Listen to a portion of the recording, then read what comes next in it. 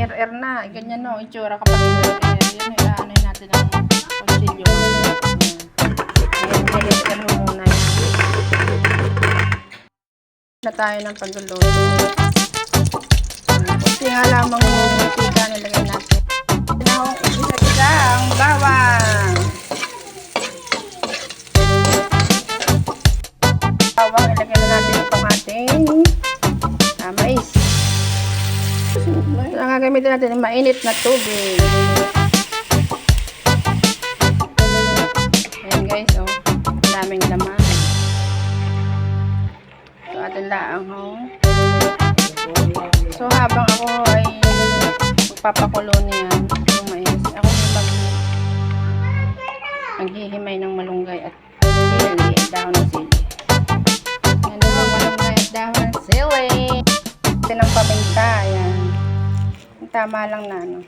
Yan ho, nagpapala talaga sa gulay na mais, paminta. Naglalagay ka ng magic. Tama lang po ang lagay, wag pong sobra. Ayan, halo-haluin ulit. Maganda po yung kanyang consistency. Medyo malapot.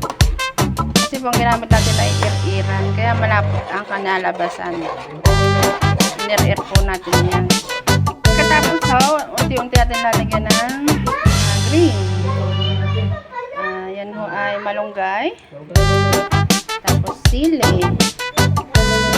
Yan, mga dulo lang ng sili. Halo-haloin.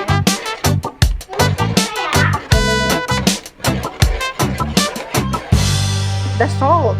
Baka naman malalasa pag walang salt. Nagdagan ko nga ho ng paminta at talagang ang sarap ng lasa. Wow, best.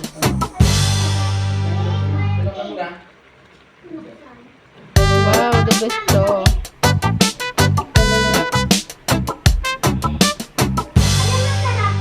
Tayo sa proceed tayo sa hawot. Nilagyan tayo ng hawot. Ito naman ay luto na. Wow.